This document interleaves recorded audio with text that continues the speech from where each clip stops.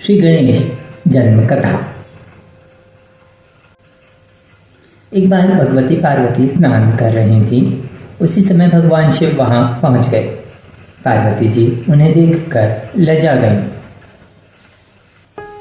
अपनी प्रिय सखी जया विजया के कहने पर उन्होंने अपने शरीर के मैल से एक पुरुष का निर्माण किया। वह देखने में परम सुंदर तथा बल पराक्रम से संपन्न था। पार्वती जी ने उसे नाना प्रकार के आभूषण और आशीर्वाद दिए। उन्होंने उससे कहा, तुम मेरे पुत्र हो, तुम्हारा नाम गणेश है।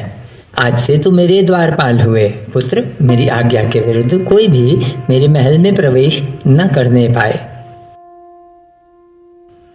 ऐसा कहकर भगवती पार्वती ने गणेश जी के हाथ में एक छड़ी दे दी।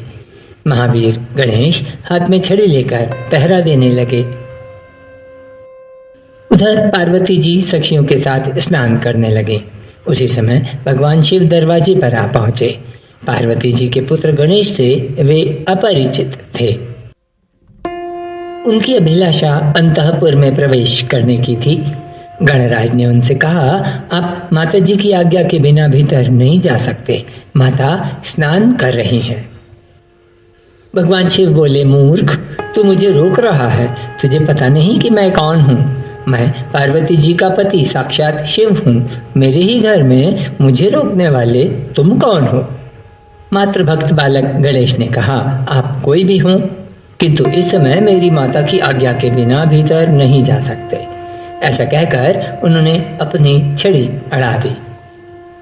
लीलाधारी भगवान शिव ने अपने गणों को आज्ञा दी, पता करो कि यह कौन है और मेरा मार्ग क्यों रोक रहा है। शिव गणों ने गणेश से कहा, तुम कौन हो? कहां से आए हो? यदि तुम अपने प्राणों की रक्षा चाहते हो तो शीघ्र ही यहाँ से चले जाओ। गणेश जी बोले, मैं माता पार्वती का पुत्र हूँ।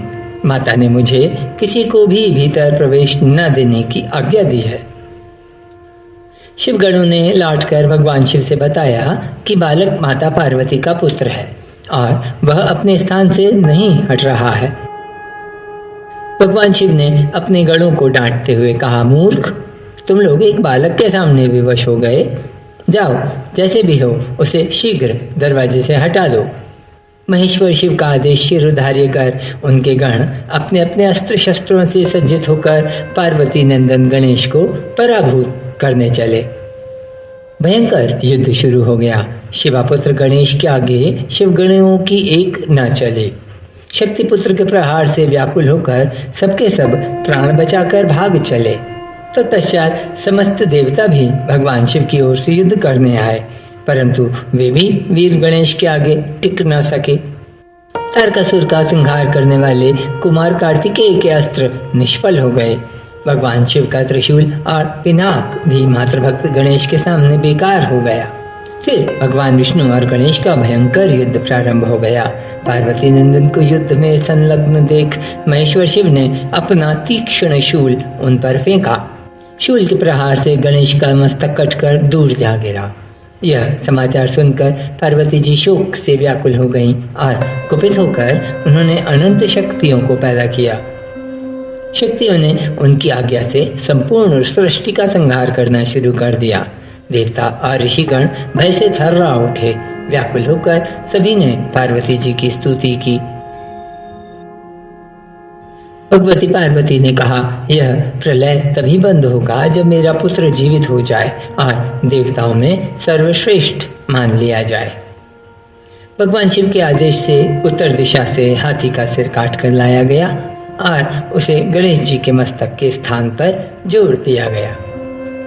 तभी से गणेश जी देवताओं में सर्वश्रेष्ठ और सर्वपूज्य बन गए और पार्वती जी को साथ लेकर कैलाश लौट आए।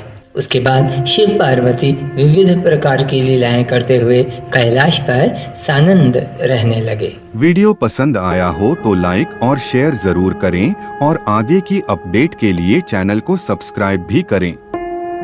हरे कृष्णा।